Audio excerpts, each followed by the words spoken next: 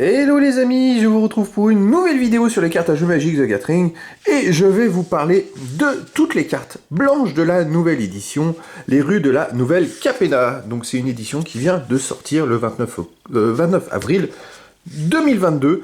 Donc on va aller découvrir toutes ces cartes blanches ensemble. Allez, c'est parti. Première carte, Observatrice Angélique, qui a un coût de 6 mana, dont un blanc. Elle a 3 d'attaque, 3 de vie.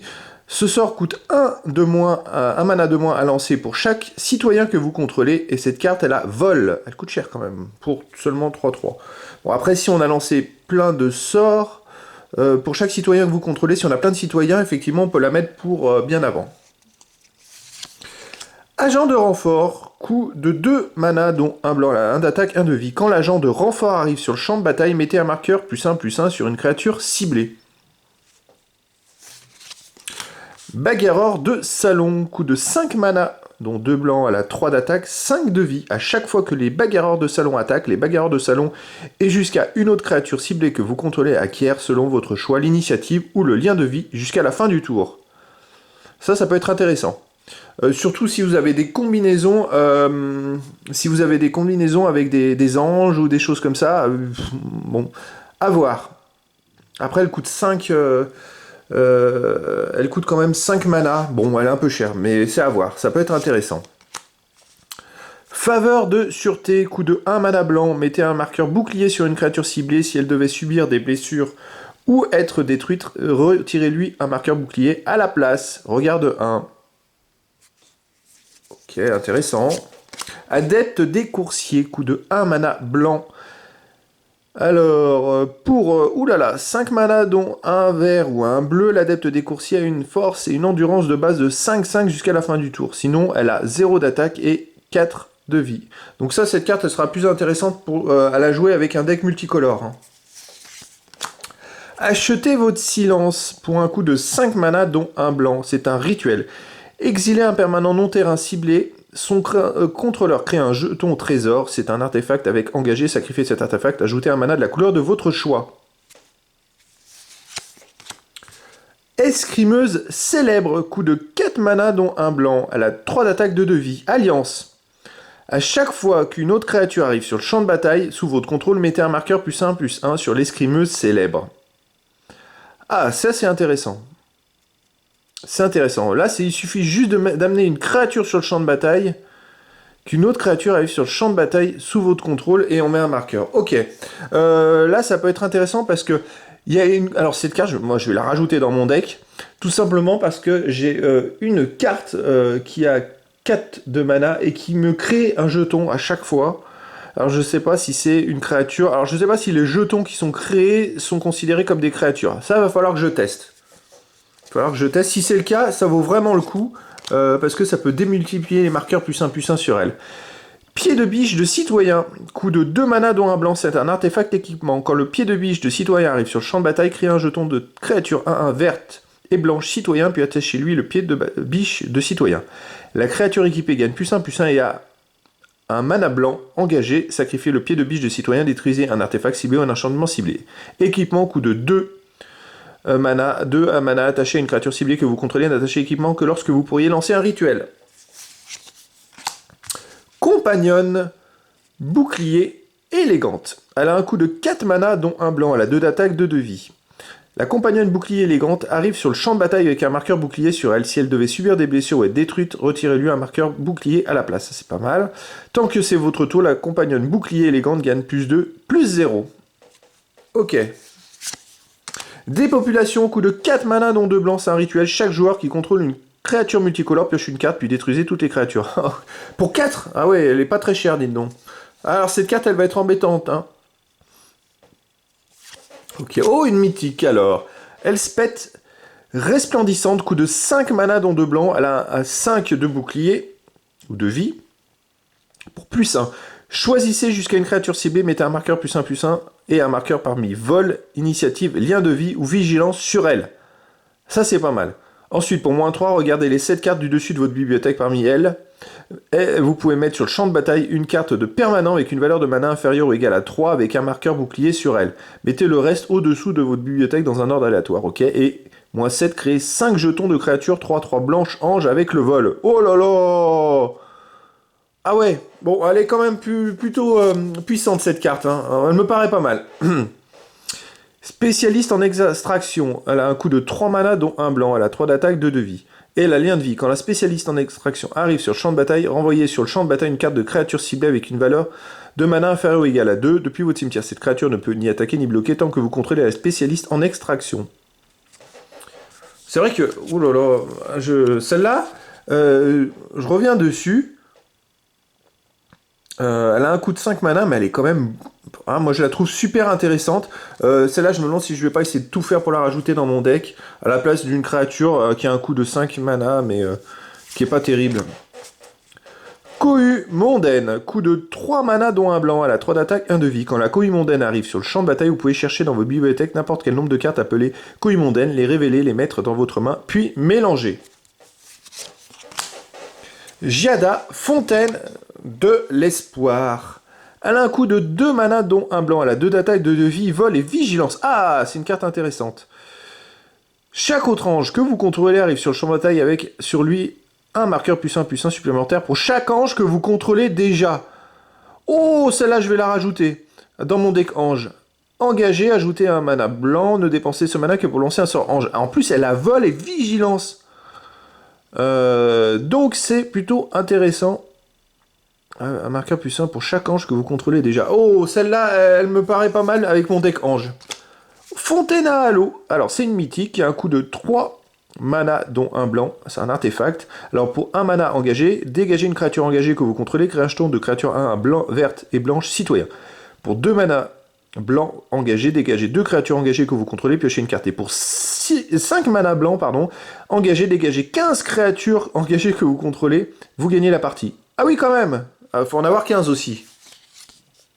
Ok, alors si on a 15 créatures, ah bah oui mais... je sais pas si les jetons que je crée sont considérés comme des créatures. Parce que si les jetons que je crée dans, dans ma main, sur le champ de bataille, alors là, ouais, bah, cette carte, elle peut être vachement intéressante.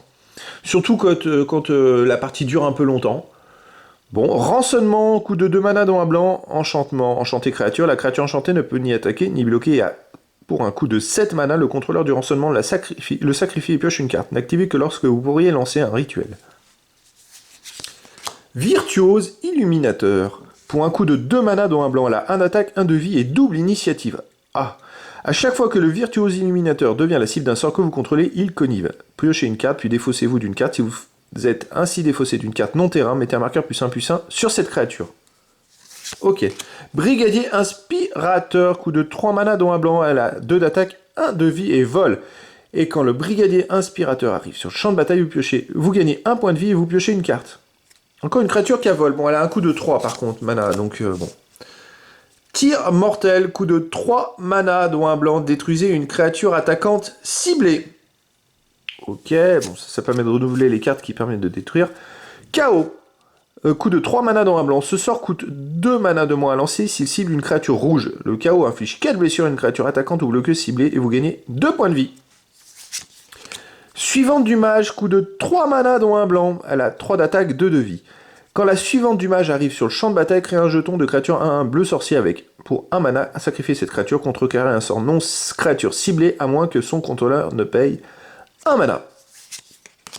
Mystérieuse limousine qui a un coût de 5 mana dont 2 blancs. Elle a 4 d'attaque, 4 de vie, c'est un artefact véhicule.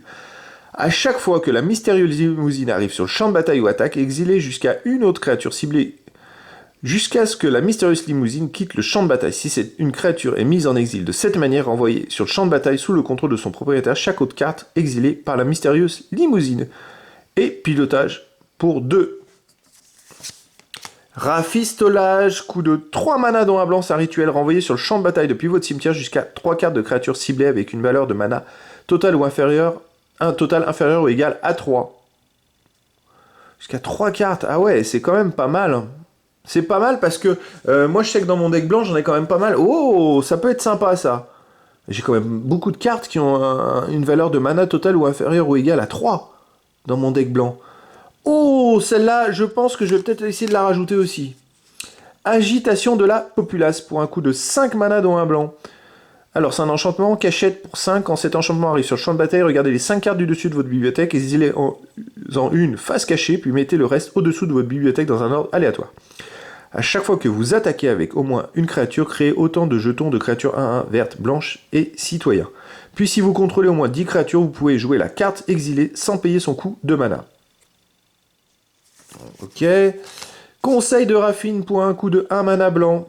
C'est un enchantement, enchanté créature. La créature enchantée gagne +1, +1. Vous pouvez lancer les conseils de Raffine depuis votre cimetière en payant 3 mana dont un blanc à la place de leur coût de mana.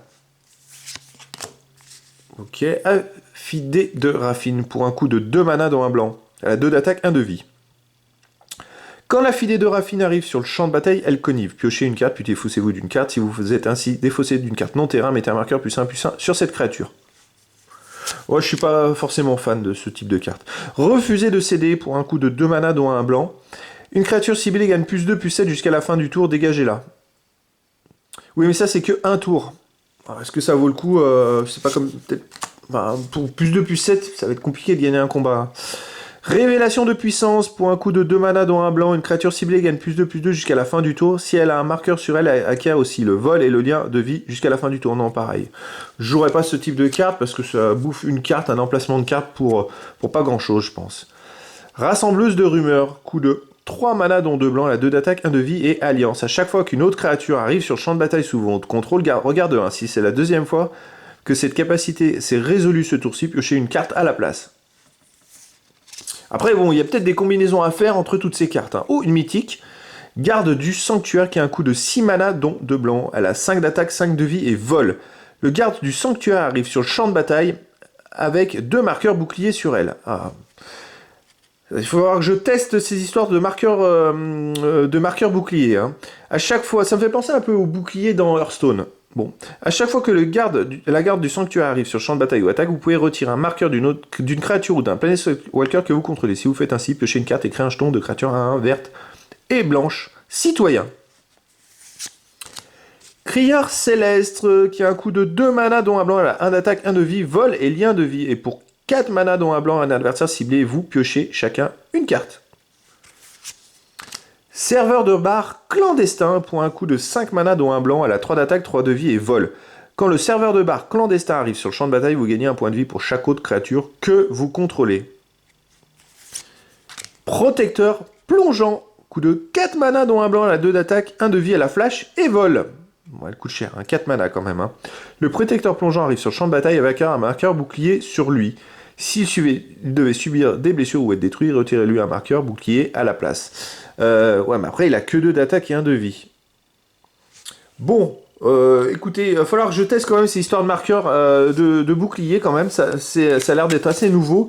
Ça peut être intéressant, effectivement. Il va falloir que je me plonge plus en avant. En tout cas, j'ai repéré 1 ou 2 cartes qui peuvent être super sympas avec mon deck Ange à rajouter. Surtout une. Donc voilà, il y a quand même des cartes intéressantes dans cette nouvelle nouveauté. Et puis moi j'aime bien aussi Elspeth resplendissante, j'aime bien. C'est vrai que là il y a quand même 2 ou 3 cartes intéressantes. En plus il y en a d'autres qui se renouvellent. Je pense aux sorts qui permettent de détruire des créatures. Voilà, c'est quand même intéressant. Bon bah écoutez, voilà les amis, prochaine vidéo sur les cartes bleues. Voilà, je vous dis à très bientôt pour une nouvelle vidéo.